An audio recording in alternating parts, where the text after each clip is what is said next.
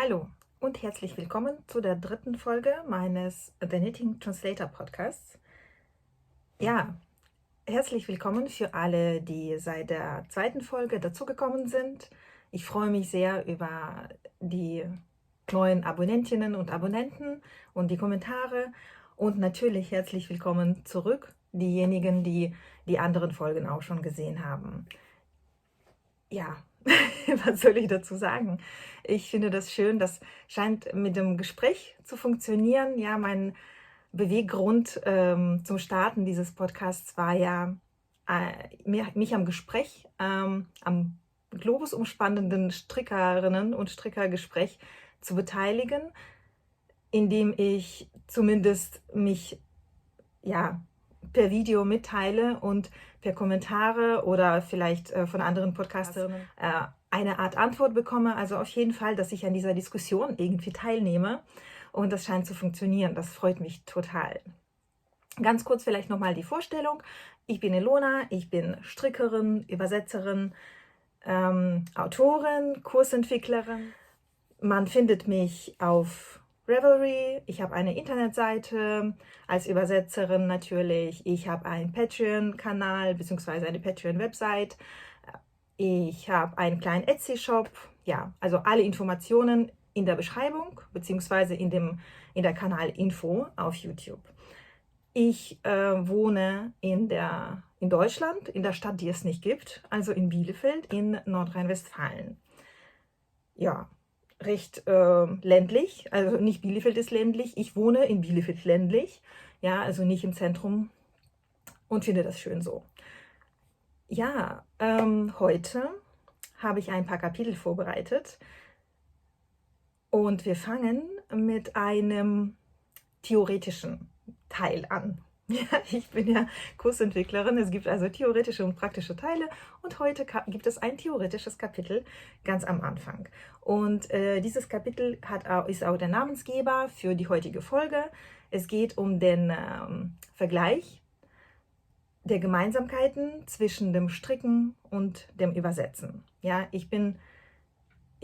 eigentlich hatte ich vorbereitet, in meiner Begrüßung immer wieder zu sagen, ich bin besessene Strickerin und begeisterte Übersetzerin. Habe ich heute vergessen, muss ich mir mal besser merken, dass ich das bei meiner Vorstellung immer wieder sage, denn es ist tatsächlich so.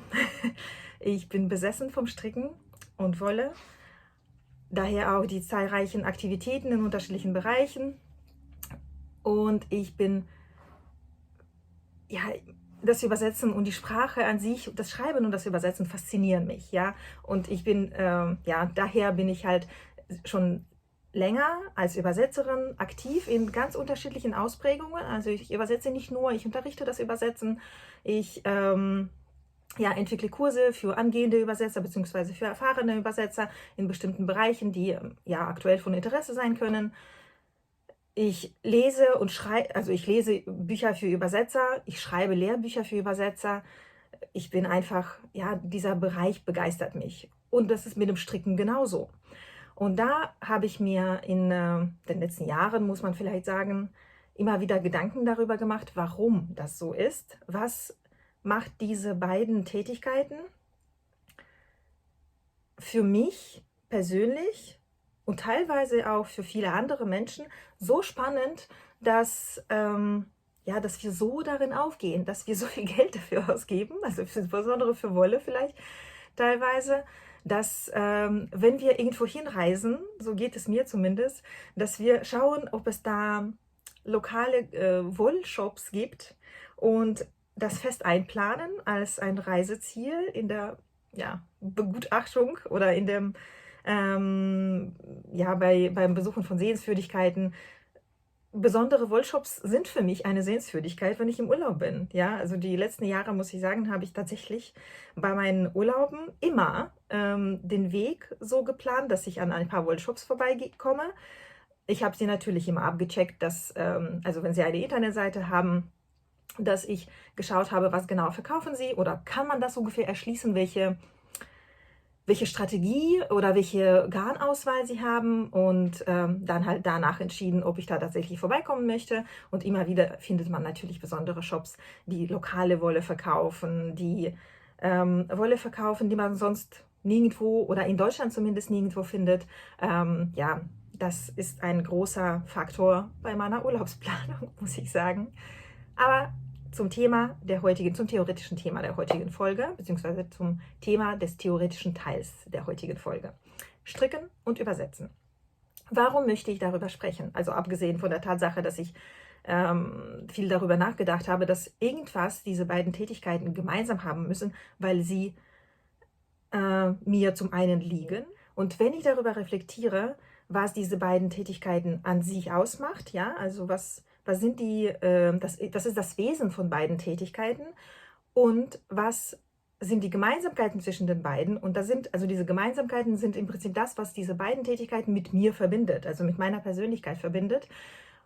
Und diese Reflexion hilft mir, mich selbst besser zu verstehen, was mich glücklich macht, was mich dauerhaft vor allem glücklich macht.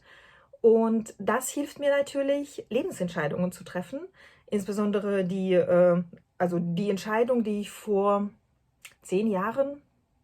über 10 Jahren getroffen habe, wo ich einen relativ sicheren Job verlassen habe in der Wirtschaftsforschung, also Wirtschafts- und Bildungsforschung, mit einem sehr guten Gehalt und mich selbstständig gemacht habe als Übersetzerin und Übersetzungstrainerin mit einer Kleinschule in Düsseldorf. Hallo an Laura und Frieda vom Wollkanal. Da habe ich eine Übersetzerschule gehabt in der Nähe vom Hofgarten. Das war eine sehr schöne Zeit. Ich schweife immer wieder ab, merke ich gerade, weil ich über Sachen rede, die mich faszinieren und die mich glücklich gemacht haben oder halt immer noch machen. Also, die Reflexion darüber, was Stricken und Übersetzen ausmacht, führte dazu, dass ich mich besser verstanden habe und verstanden habe, was mich dauerhaft glücklich macht. Und das führte natürlich dazu, dass ich bei Lebensentscheidungen dieses Wissen einsetzen kann und mich beruflich und persönlich für bestimmte Wege entschieden habe. Auch wenn es sehr schwierige Phasen gibt, muss ich wirklich sagen, und das ist immer im Prinzip das Netz, in das ich falle, wenn es mal kritisch wird. Ich bin grundsätzlich mit meinem Leben zufrieden. Ja, ich habe den Weg gewählt, auch wenn das nicht der einfachste war, bei dem ich täglich mich mit Sachen auseinandersetzen kann und muss, die mich einfach glücklich machen. Vielleicht kann ich euch damit irgendwie, also mit diesem Hinweis irgendwie helfen, darüber nachzudenken, was euch am Stricken glücklich macht. Denn ich gehe davon einfach aus, dass ihr glücklich seid, wenn ihr zumindest bestimmte Schritte beim Stricken ausführt. Sei es das Anschlagen von neuen Projekten, sei es das Beenden von neuen Projekten, sei es das Anlegen von alten oder neuen Projekten bei Revelry oder andere Aspekte des Ganzen.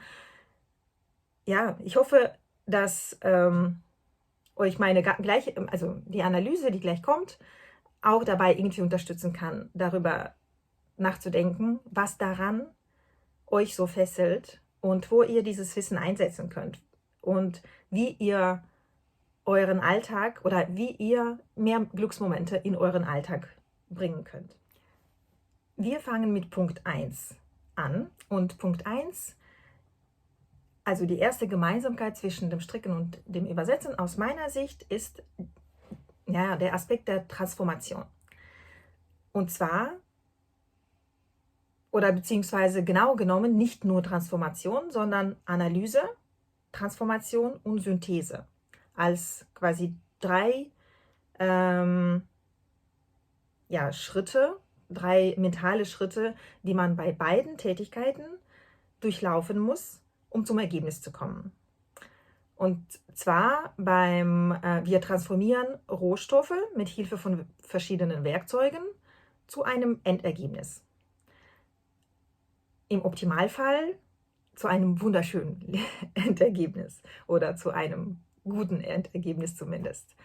Beim Übersetzen bilden wir aus einzelnen Wörtern zusammenhängende Sätze und ganze Texte, zum Beispiel Romane. Ja, ein Roman ist immer eine Einheit, obwohl es aus ganz vielen kleinen Teilen besteht. Also kleinen Elementen, Wörtern und Satzzeichen. Beim Stricken setzen wir aus ganz, ganz vielen Maschen in einer bestimmten Anordnung ja, wie gesagt, im Optimalfall ein wunderschönes, gut passendes Kleidungsstück zum Beispiel zusammen. Und wenn man sich das Ganze als Prozess anguckt, der erste Schritt ist Analyse. Ja, wir gucken uns zum Beispiel eine Strickanleitung an, wir gucken uns das Garn an, wir lesen die Strickanleitung im Optimalfall komplett durch. Wir schauen uns unsere, sage ich mal, Werkzeugkiste an, ob wir die passenden Nadeln haben, die passenden Nadeln für dieses Garn, für die Nadelstärke passt, andere Sachen, also andere Werkzeuge zum Beispiel, die vielleicht passen müssten. Wir analysieren das Ganze, überlegen, ob wir damit was anfangen können, also ob wir quasi unser Wissen dazu einsetzen können, mit Hilfe von diesen Rohstoffen und Werkzeugen das gewünschte Ergebnis zu bekommen. Also, und dann fangen wir an. Wir transformieren ja, die Rohstoffe in das Endergebnis. Und so läuft das eigentlich beim Übersetzen auch. Der Übersetzer schaut sich den Ausgangstext an und analysiert den. Das passiert natürlich teilweise unterbewusst, teilweise bewusst. Man liest den Text und ja, überlegt sich oder spürt quasi, ob man diesen Text komplett versteht. Das Gehirn zerlegt den Text automatisch in Einzelteile, also einzelne Wörter. Man belegt sie mit dem Sinn, der dahinter steckt. Und ja, man spürt oder überlegt sich, bewusst oder weniger bewusst, ob man diesen Text versteht, komplett, und ob man ihn durch Transformation in die andere Sprache übertragen kann. Und so entsteht am Ende, sowohl beim Stricken als auch beim Übersetzen, etwas, also aus einzelnen Elementen, die, wenn man sie einfach auf einen Haufen werfen würde, keinen Sinn ergeben würden, aber in einer bestimmten Anordnung zusammengetragen, ergeben sie also ergeben die Maschen sagen wir mal, Pullover, und einzelne Wörter ergeben ein Buch, ein Text, ein Brief, was auch immer, als Ergebnis der Übersetzung. Und so verwandelt sich die Quantität in eine neue Qualität, um das mal philosophisch auszudrücken. Gemeinsamkeit 2, Stichwort Improvisation. Ich finde, dass beide Tätigkeiten, also das Stricken und das Übersetzen, trotz Anleitungen, Wörterbüchern, Beschreibungen, gelerntem Zeug, immer wieder und eigentlich fast immer ein gewisses Maß an Improvisation verlangen. Ja, denn jeder Körper ist einzigartig, ja, jeder Körper ist individuell. Beim Stricken und Übersetzen spielen verschiedene Faktoren eine Rolle, wenn es darum geht, ein optimales Ergebnis, und zwar ein individuell passendes Ergebnis zu erreichen. Ja, man kann, also zum Beispiel beim Übersetzen, unterscheidet sich jeder Übersetzer in seinem Stil. Wenn man einen Text 3 verschiedenen Übersetzern gibt, dann bekommt man am Ende 3 verschiedene Übersetzungen, auch wenn sie alle 3 richtig sind.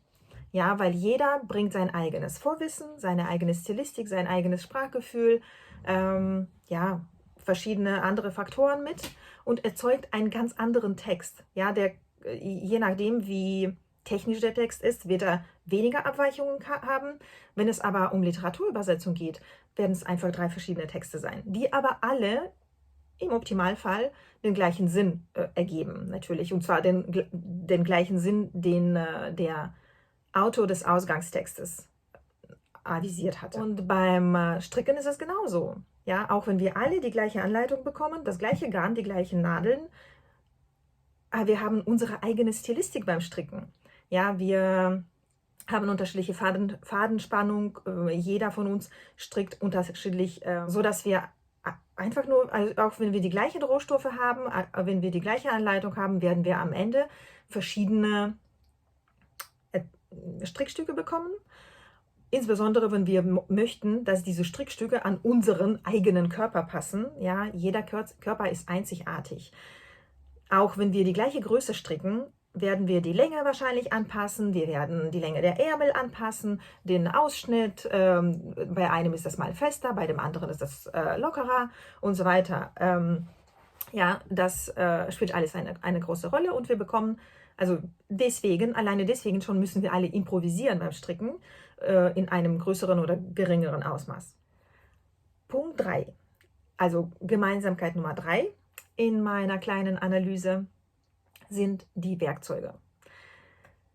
Naja, ich weiß nicht, wie es euch geht, aber ich bin, also meine Besessenheit mit dem Stricken und mit dem Übersetzen haben einen starken werkzeugbezogenen, ja, eine starke werkzeugbezogene Seite, sage ich mal.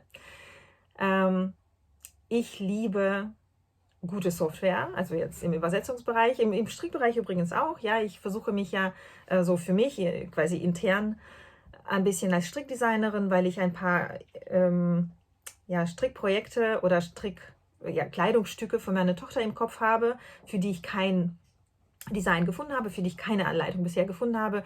Und ich weiß ganz genau, wie ich es haben möchte. Und ich möchte quasi eine Anleitung oder zumindest Charts dafür erstellen, weil das um Zupfmuster geht und teilweise um Lace-Muster. Und ich möchte das nicht einfach nur so auf, ja, mit Kreuzchen auf Karo-Papier machen, sondern ich möchte eine Software dafür nutzen, weil das viel angenehmer ist und viel einfacher, gerade mit Zöpfen. Ja, apropos, wenn eine von euch oder einer von euch eine gute Software zum Designen von Strickstücken kennt, bitte gerne in den Kommentaren nennen, denn ich am besten auch eine, die man als Demo-Version ausprobieren kann. Ich kaufe ungerne ja, Software, bei der ich später feststellen muss, dass ich sie nicht verwenden kann. Ja? Also sehr gerne eine Software oder irgendeine Art von elektronischen Hilfsmitteln, die ich beim Strickdesign verwenden kann, gerade um Zöpfe zu visualisisen oder um zum Beispiel Muster, also Farbmuster zu erstellen oder Lace-Muster. Und die Formen quasi, also das komplett, also ich möchte eigentlich alles verchatten, also per Diagramm darstellen. Das finde ich für mich persönlich am einfachsten und das würde ich dann auch so versuchen. Es wäre ganz toll, wenn ja, ihr mir was empfehlen könntet. Aber zurück zu den Werkzeugen. Also ich liebe Werkzeuge beim Stricken und beim Übersetzen. Beide Tätigkeiten kann man mit dem minimalen Werkzeugeinsatz gut ausführen oder vielleicht sogar brillant oder sehr gut. Ja, das kennt jeder, der zum Beispiel, ich habe in der ersten Folge über die Handschuhe, über 40-jährige Handschuhe gesprochen, die meine Oma gestrickt hat. Die sind wunderschön. Ja, sie sind einfach nur richtig, richtig schön. Und sie hat meine Oma mit einem Nadelspiel und dem Faden erstellt. Ja, also, und ich kann sie nicht nachbilden.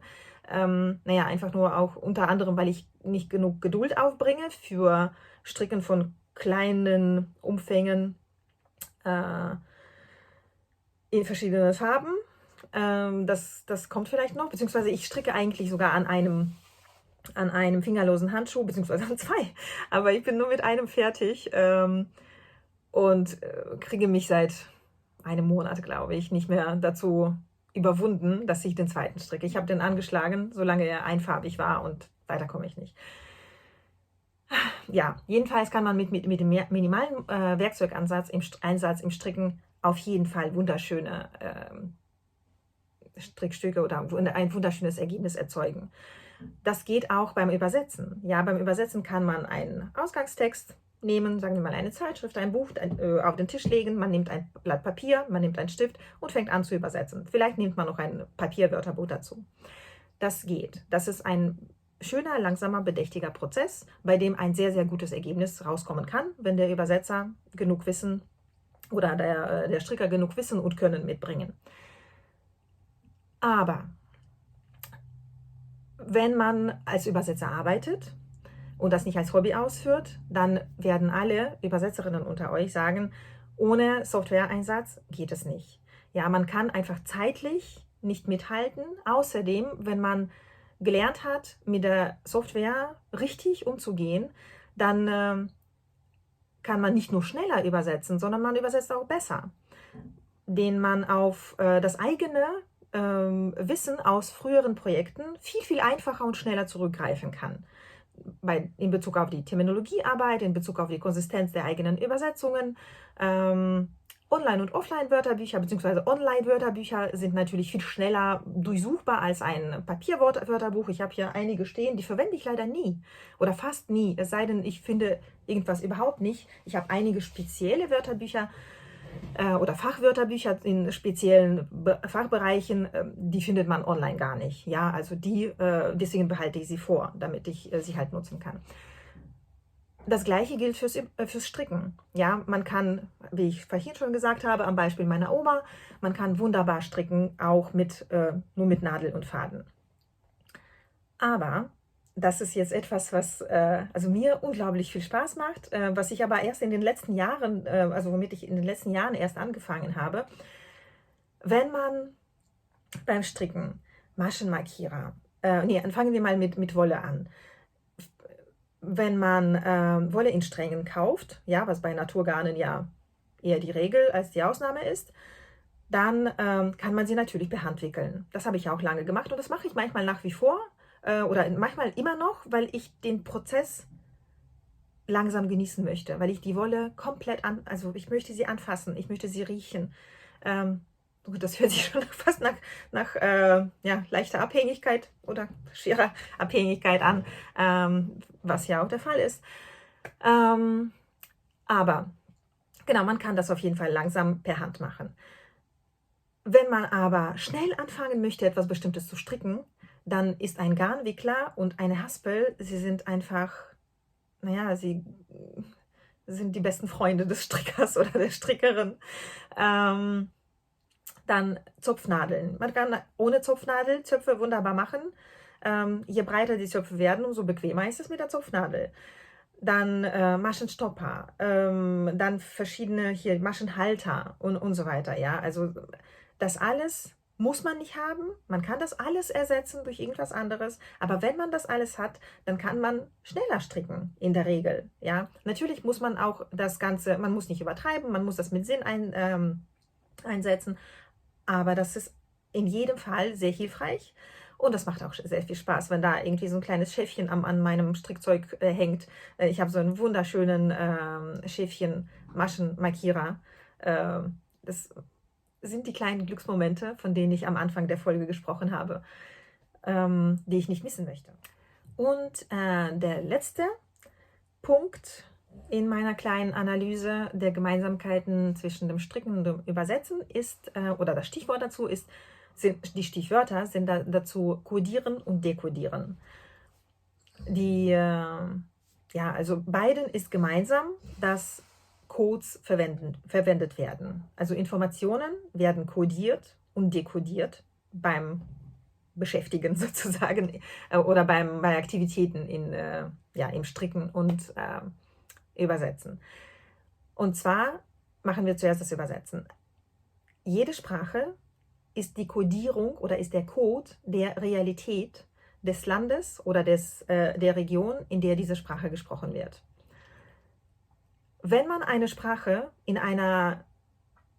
also woanders lernt, auch wenn man sie sehr, sehr gut lernt, wird die Sprache künstlich bleiben, solange sie nicht auf die Realität in der Region der gesprochenen Sprache verwendet wird.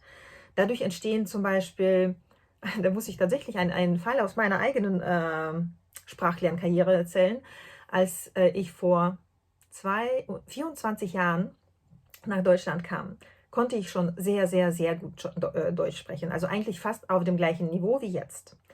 Aber mein Deutsch war akademisch. Ja? Ich habe bis dahin nie Deutsch mit echten deutschen Menschen gesprochen. Ich habe Deutsch mit Hilfe von Büchern gelernt, ursprünglich, bevor ich nach Deutschland kam. Ich konnte beim Lesen alles verstehen, beim Hören auf der Straße weniger aber, ja, weil ich die deutsche Realität gar nicht kannte. Und man muss zugeben, wenn wir miteinander sprechen, dann sprechen wir nicht alles aus, sondern wir sprechen quasi nur einen Teil dessen aus, was wir meinen, und der Rest erschließt sich aus dem Kontext. Ja? Das Wort Kontext ist das Lieblingswort aller Übersetzer, weil Kontext halt einen sehr, sehr großen Einfluss auf das Verständnis bzw. auf die Bedeutung von Begrifflichkeiten hat.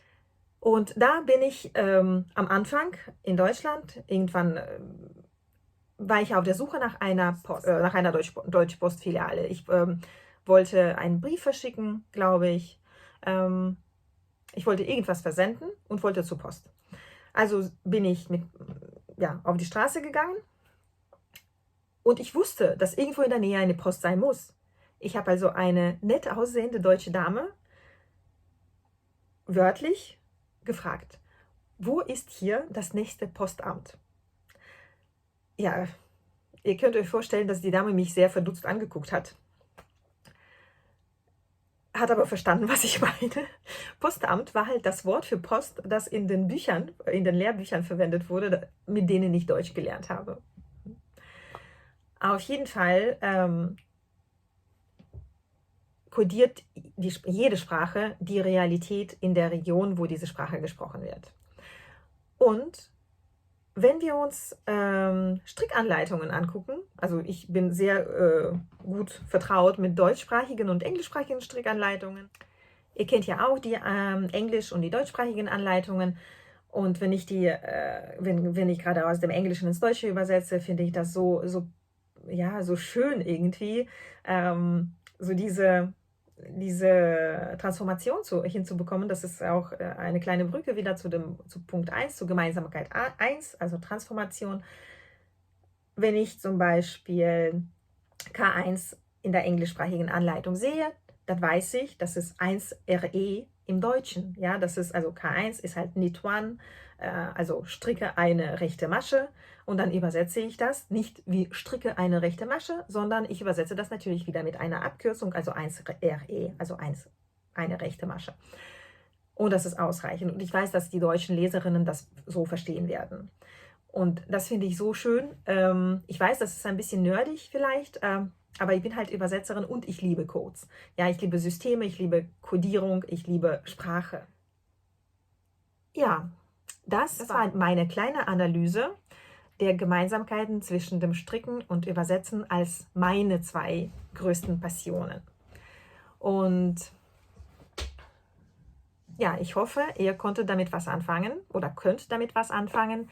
Und ich hoffe, dass euch das vielleicht auch in Bezug auf die Analyse der eigenen Passion beim Stricken oder in euren Berufen oder halt beim Übersetzen, wenn Übersetzerinnen dabei sind, was ich sehr hoffe, weiterbringt. So, das nächste Kapitel im heutigen Video ist mein Lieblingsswip. Ja, diejenigen, die mir auf Instagram folgen, haben schon gesehen, dass ich ein Pullover geteilt habe mit dem Kommentar dazu, dass ich mein Problem mit dem Stricken von Ärmeln nach wie vor erstmal nicht existiert oder im Moment nicht mehr existiert. Seit ich den Podcast mache, musste ich feststellen, dass Ärmelstricken mir gerade kein Problem bereitet. Also versuche ich, solange diese Motivation anhält, alle Ärmel zu Ende zu stricken, bei allen Strickstücken, die ich habe, also bei allen angefangenen Strickprojekten, die ich habe, solange die Motivation halt noch anhält. Mein aktuelles Lieblings-WIP, das hängt hier hinter mir immer noch, beziehungsweise ich habe ein bisschen an dem Ärmel weitergestrickt, also seit dem Instagram-Foto gestern, meine ich, gestern oder vorgestern habe ich das Foto gemacht und da habe ich dann ein bisschen weiter gestrickt seitdem. Ich zeige es mal.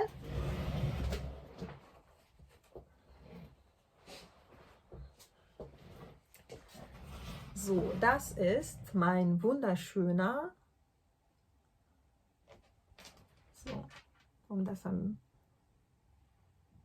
das ist mein wunderschöner Trompet-Sweater oder Pullover von José Parkin.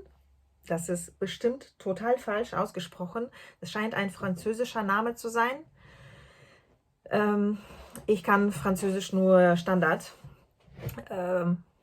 Buchstabenzusammensetzungen. Sie haben auch sehr viele Buchstabenzusammensetzungen.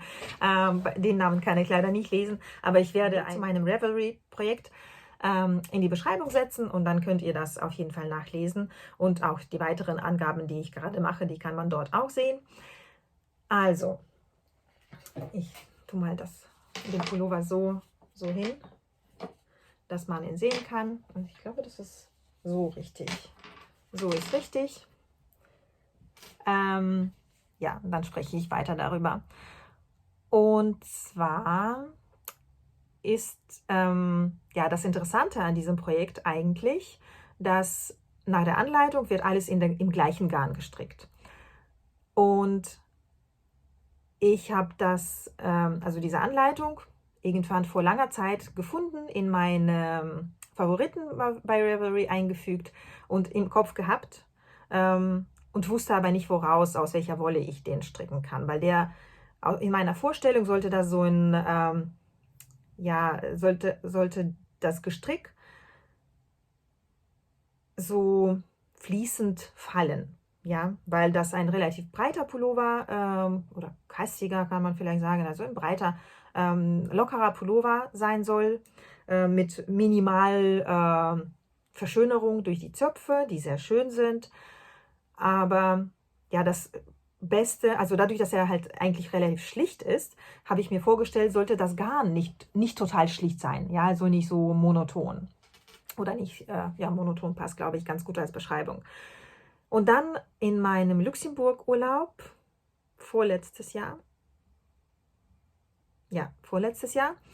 habe ich in einem Fairtrade-Laden, den ich auch gefunden habe, weil ich ja, recherchiert habe, ob um meinen Urlaubsort interessante Wollläden irgendwie ja, gefunden werden können. Jedenfalls habe ich dieses wunderschöne Manos del Uruguay Garn gefunden. Das ist Fino von Manos del Uruguay und sie hatten dort 3 Stränge und ich wollte sie alle mitnehmen. Und das war natürlich richtig, weil 2 Stränge hätten nicht gereicht. 3 Stränge reichen aber sehr gut. Ich habe leider keinen Strang mehr. Ich habe nur ja, abgewickelt schon. Abgewickelten, wie heißt das? Knäuel. Man sieht, glaube ich, im Dunkeln, also ich habe nur künstliches Licht, man sieht im Dunkeln, glaube ich, nicht so richtig, wie der ja, leichte Farbverlauf oder so alternierende Farbe ist. Aber man sieht, glaube ich, die Farbe eigentlich so ganz gut. Ja, also das Garn ist relativ dünn. Das sind 448 Meter auf 100 Gramm. Und das sind 70% Merino und 30% Seide. Und so fühlt sich das auch an. Das ist so schön weich und durch die Seide natürlich auch schwerer als Merino. Merino ist ja sowieso relativ fließend und relativ schwer. Und Seide gibt dem noch ein bisschen mehr Drape. Ja, das ist das Hauptgarn. Und als ich das gekauft habe, habe ich mir noch im Laden überlegt, wenn ich das nehme, sieht das mit meiner Hautfarbe oder macht mich das wegen meiner Hautfarbe noch blasser. Ja, ich bin ja recht blass, momentan ein bisschen rötlich, weil ich vorhin mit dem Hund draußen war und das uselige Wetter draußen gibt ein bisschen Farbe im Nachhinein. Ja, auf jeden Fall dachte ich, die Farbe wird mir nicht stehen, insbesondere wenn ich ein ganzes Strickstück daraus mache. Und bei 3 Strängen musste man ja davon ausgehen, dass das Strickstück auch groß genug werden kann. Also dachte ich, okay, dann muss ich das an den Stellen, die direkt an den Körper quasi oder an die Haut angrenzen, muss ich eine andere Farbe dazu tun, und zwar eine, die mir steht. Und so entstand die Idee, da Grau dazu zu tun, weil das eine sehr unaufdringliche Farbe ist und kaltes Grau steht mir.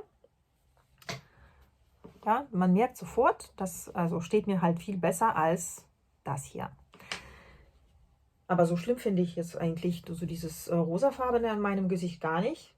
Aber egal, mir gefällt es trotzdem so. Das Ding war nur, ach ja genau, dieses zweite Garn ist der Rerum Natura Ulis. Und das läuft ja 185 Meter auf 50 Gramm und damit 390 Meter auf 100 Gramm. Das ist also, Ulysse ist also etwas dicker als Fino von Manos del Uruguay. Dennoch habe ich mich entschieden, das so zu machen und ich bereue das nicht. Ich glaube, das ist eigentlich auch ganz gut, insbesondere hier am Kragen oder am Ausschnitt, am Halsausschnitt und an dem Bündchen unten. Und unten macht das Strickstück oder könnte das Strickstück ein bisschen schwerer machen, sodass dieses Drapige auch noch mal besser passt. Aber Ulysse ist gar nicht so schwer. Also Ulysse ist ein wunderschönes Garn, das auch relativ leicht ist und ist ja auch Non-Superwash. Und also ich finde das wunderschön. Ja, ich könnte da drin schlafen. Es ist überhaupt nicht kratzig aus meiner Perspektive. Es hat so einen leicht trockenen Touch oder so ein trockenes Gefühl, wenn man es anfasst. Aber also ich finde das sehr angenehm und ich glaube, das ist für viele oder für die meisten Menschen nicht kratzig, die zum Beispiel Merino grundsätzlich mögen. Ich glaube, Ulysse ist auch Merino eigentlich. Ja, genau, das ist französische Merino-Wolle. Ja, teilweise aus Portugal, teilweise aus Frankreich steht hier. Ich weiß jetzt nicht genau, was dominiert, aber wahrscheinlich ist das gemischt. Da sind ja auch so dunkle Einflüsse drin. Ja, auf jeden Fall ist das ein sehr schönes Garn und ich finde, sie passen so schön zusammen, dass ich sicherlich noch andere Strickstücke machen werde, wo ich beide miteinander kombiniere oder ähnliche Garne miteinander kombiniere. Und Ulysse habe ich noch mehr zu Hause, das werde ich auf jeden Fall noch, daraus werde ich auf jeden Fall noch einen ganzen Pullover stricken. Habe ich jetzt auch schon quasi eingeplant. Und die Farbe, die ich von Ulysse verwendet habe, ist Göland oder Goeland. Ich weiß nicht genau, wie man das liest. Aber das ist, wie gesagt, in meinem Ravelry-Projekt alles abgebildet. Und schon wieder dauern die Aufnahmen Tage. Ich habe einen kleinen Kleidertausch gemacht sozusagen. Also heute ist schon der nächste Tag, nachdem ich die Aufnahmen angefangen habe für diese Folge. Und wir sind beim Kapitel fertige Projekte. Ich habe im Moment ein fertiges Projekt seit der letzten Folge. Es geht um das Maire-Kleid von Vera Velimäki, einer finnischen Designerin, das ich aus Drops Soft Tweed gestrickt habe. Ich werde das wahrscheinlich auf Instagram posten, bevor ich diese Folge veröffentliche. Vielleicht aber auch nicht. In jedem Fall werde ich hier eine kleine Videoaufnahme einblenden, wie ich das Kleid trage, damit man das am gesamten Körper sozusagen sehen kann. Und ich führe aber das Kleid jetzt auch vor, beziehungsweise zeige es. Ich führe das jetzt nicht vor, sondern ich führe das im Video vor und zeige es hier einfach so. Ja, so sieht das Kleid vorne aus. Das habe ich ja letztes Mal schon gezeigt. So sieht das hinten aus und diese schrägen oder Raglan kann man das wahrscheinlich nicht nennen, weil das halt kein Raglan ist. Das Kleid wird ja so gestrickt, dass man, ich stehe mal ein bisschen auf, dass man hinten anfängt, hier oben, dann strickt man das so schräg mit Zunahmen, dann schlägt man Maschen an, beziehungsweise nimmt man Maschen auf hier an diesen schrägen Seiten und strickt die Schultern und dann nimmt man hier vorne auf, glaube ich, jedenfalls mich so zu erinnern, und dann strickt man das gesamte Vorderteil weiter runter und wenn die beide Teile entsprechend umgeschlagen die gleiche Länge haben, beziehungsweise die Länge, die ausreichend ist, um die Ärmel anzuschlagen, dann verbindet man sie miteinander und strickt in einem Stück in Runde weiter nach unten. Ja, das ist ein langes Kleid.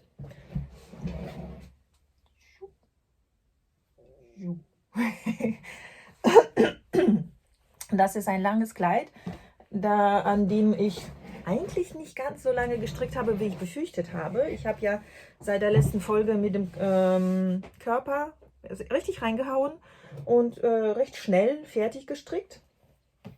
Und die Streifen machen das natürlich auch, erhöhen die Motivation, das fertig zu stricken, weil man dann doch, obwohl man eigentlich nur glatt rechts strickt, hat man trotzdem immer wieder Motivation, was fertig zu machen, also einen Streifen fertig zu stricken, und dann geht das ja immer recht schnell. Was soll ich zu dem Kleid sagen, beziehungsweise zu der Anleitung? Nee, zuerst zu dem Kleid. Also das Kleid habe ich, wie ich schon erwähnt habe, aus Drops Soft Tweed gestrickt, 2 Farben, wie nicht zu übersehen, wie es nicht zu übersehen ist. Das sind 5 Knäuel in Off-White, also so dieses Naturweiß gewesen, und 6 Knäuel in diesem Beige. Das ist die Farbe, wo steht sie? Sand. Ich habe mit Nadel Nummer 4 gestrickt und die Bündchen habe ich mit Nadel Nummer 3,5 gestrickt. Verlinke ich alles in meinem, also ich verlinke mein Ravelry-Projekt dazu in der Beschreibung. Und da steht das auch noch einmal drin alles.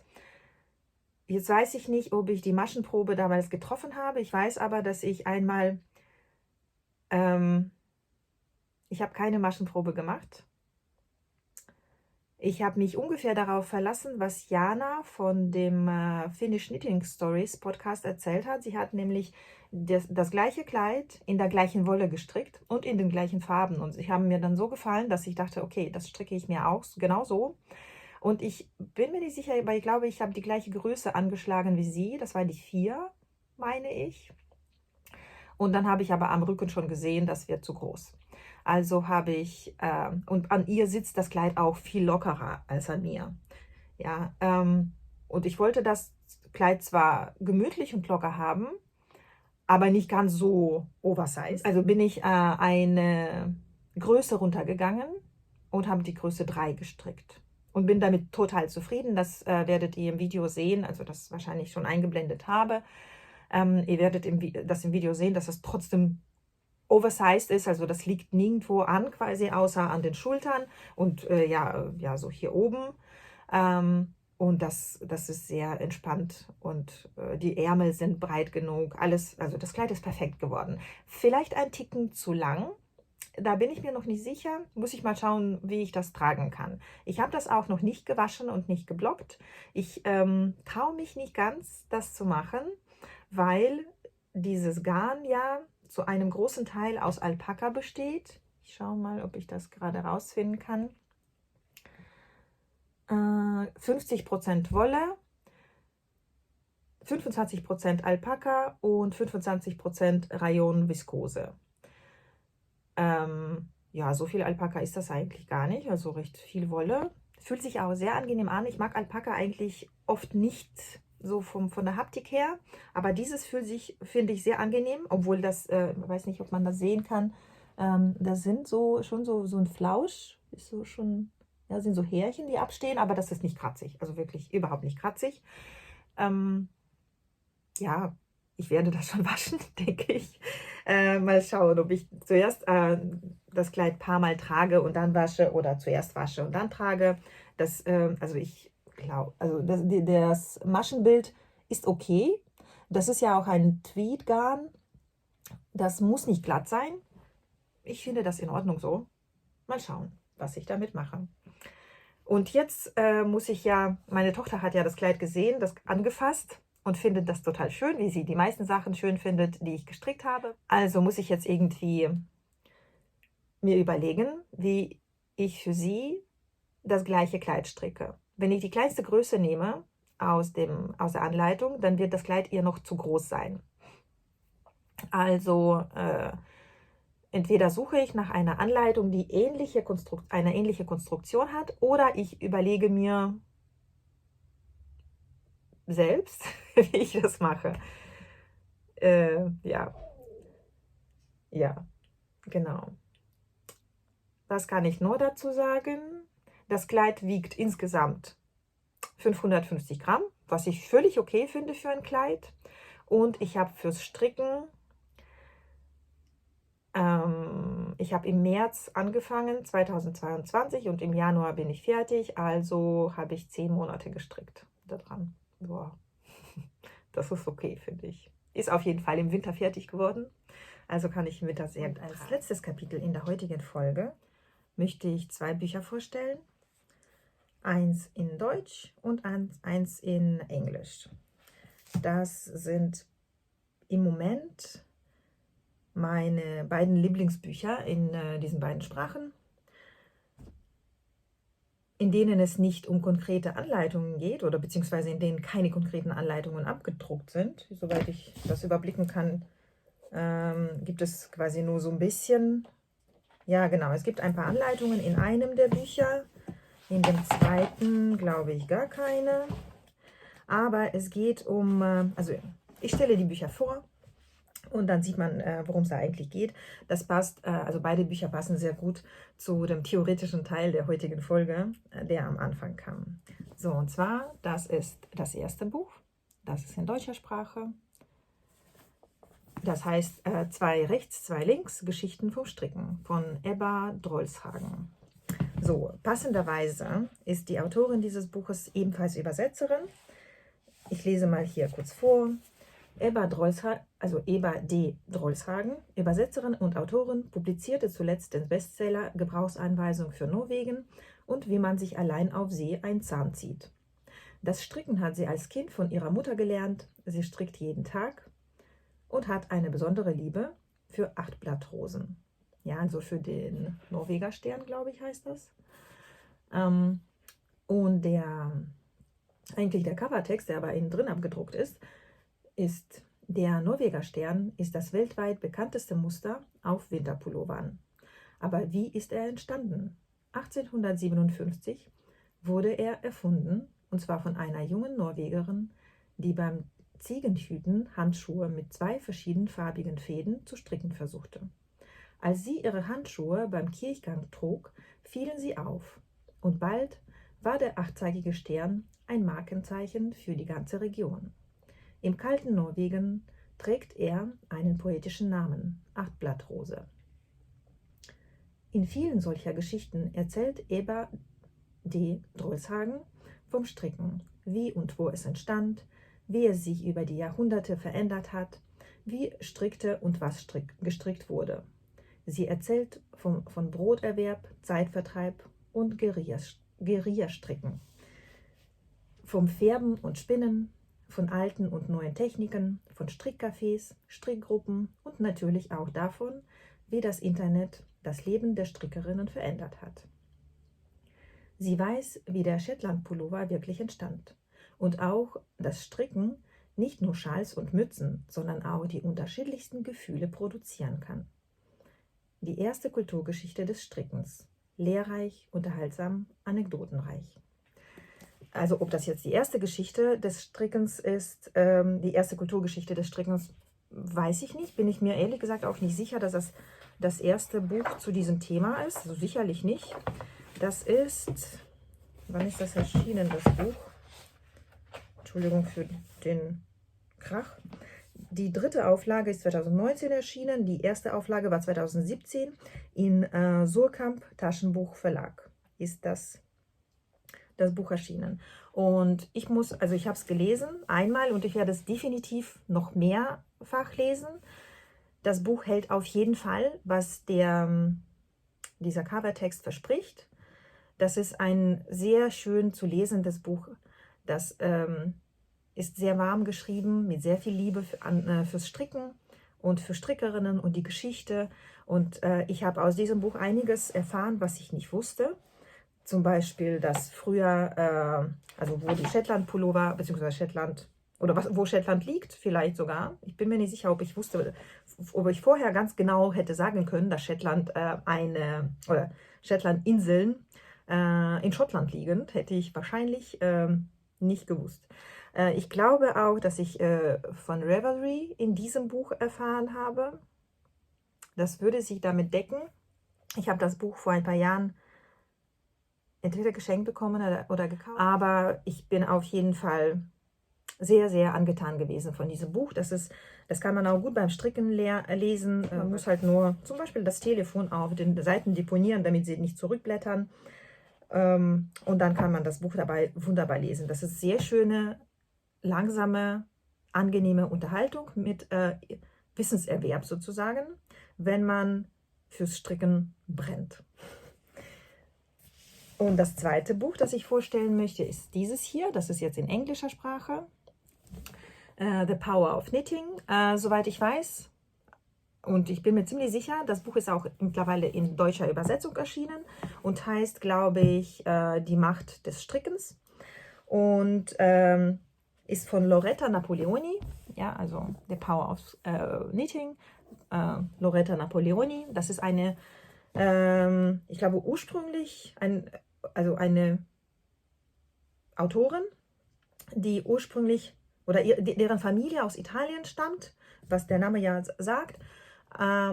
Sie selbst lebt aber in den USA und war eigentlich in der Finanzbranche tätig ganz lange. Und dann nach kritischen, dramatischen Ereignissen in ihrem Leben hat sie die Branche gewechselt und hat angefangen zu schreiben, beziehungsweise hat angefangen zu schreiben übers Stricken.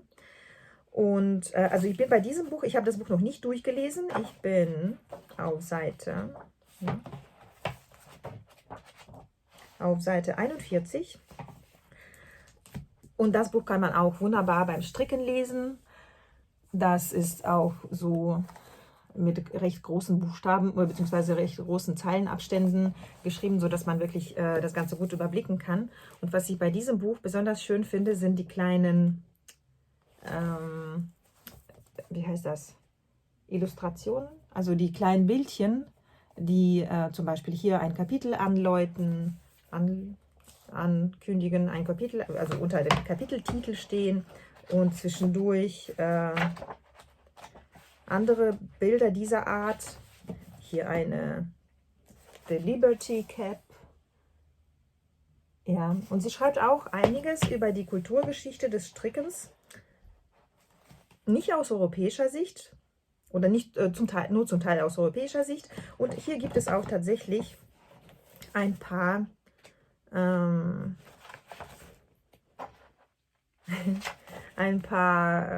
Anleitungen. Ich muss mal das mal so zeigen, dass man nicht die gesamte Anleitung sehen kann. So, hier kann man ein Bikini nachstricken. Das ist doch schon mal lustig. Oder gut, die Westen, die Mützen, Socken, das ist jetzt Big Head, Pussy Power Head, also so etwas, so lustige Mützen, die eine gesellschaftspolitische Bedeutung haben. Ja, ach, hier war das noch ein schönes, das Bild finde ich sehr schön. Das ist ein Sack, ein Säckchen mit Strickzeug, finde ich wirklich sehr, sehr schön.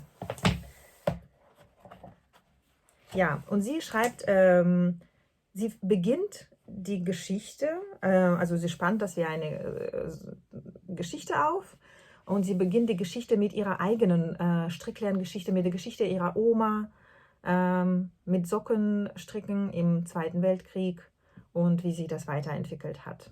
Ist auch ein schönes, noch langsameres Lesen sozusagen als bei dem anderen Buch, das ich erwähnt habe oder das ich gezeigt habe. Was ich sehr schön finde in unserer, ja, das hört sich vielleicht auch schon so abgedroschen an, in unserer schnelllebigen Welt, aber ich glaube, das werdet ihr auch genauso teilweise zumindest empfinden, dass wir durch Social Media, durch Fernsehen, viele bewegte Bilder, ist das, was wir als Information bekommen, sehr schnelllebig, sehr kurzlebig und ja, das schlägt mit so einer hohen Intensität auf uns ein, umso wichtiger finde ich es, ja, immer wieder die Ruhe zu finden und sich selbst vielleicht dazu, ja, quasi zu bewegen, sich hinzusetzen und ruhig zu lesen. Das ist zumindest in meinem Leben viel weniger geworden als früher, außer bei der Arbeit. Also ich als Übersetzerin lese ich natürlich sehr, sehr viel, aber meistens lese ich am Bildschirm. Im Vergleich zu früher lese ich viel, viel seltener echte Bücher. Und bei diesem ersten Buch, das ich vorgestellt habe, genau, das ist in Surkamp Verlag erschienen. Ich bin mir nicht sicher, ob es das auch in Englisch gibt. Die Autorin, oh, hier gibt es auch sehr schöne Illustrationen. Ja, das ist so eine Wollfrisur, finde ich sehr schön. Stimmt, das ist auch sehr schön. Hätte ich auch. Die Handschuhe und Fingerlinge mit dem Norweger Stern. So ähnliche habe ich von meiner Oma oder so halt von meiner Oma bekommen in schwarz-rot. Ja, beide Bücher sind wirklich uneingeschränkt, meine uneingeschränkte Empfehlung. Informationen über beide Bücher und beide Autorinnen werde ich in der Beschreibung verlinken, wie immer. Und ja, wenn ihr die beiden Bücher kennt, würde ich mich natürlich freuen, wenn ihr ja, eure Kommentare hinterlasst oder einfach nur eure Meinung oder vielleicht andere Bücher empfehlt. Ich habe zwar sehr, sehr viele Bücher, die stehen hinter mir. Da unten stehen einige und da stehen einige Bücher übers Stricken, aber vorwiegend natürlich Bücher mit Strickanleitungen. Ja, und ich freue mich über alle, beziehungsweise ich hoffe auch, also diejenigen von euch, die in den Kommentaren vielleicht ein paar Bücher empfehlen, das kommt ja uns allen zugute, dass auch andere Zuschauerinnen und Kommentarleserinnen dann auch ein paar Empfehlungen vielleicht bekommen würden. Wenn ich irgendwelche dieser Bücher noch nicht habe, werde ich sie eventuell besorgen und lesen und die dann auch irgendwann vorstellen. Ja, ich glaube, für heute bin ich durch mit dem, was ich erzählen wollte. Ich bedanke mich für eure Aufmerksamkeit, freue mich über Abonnements, über Kommentare, über Fragen, Anmerkungen, über das Anklicken der Glocke zum Benachrichtigen und einfach nur darüber, dass ihr da wart. Und bis zum nächsten Mal.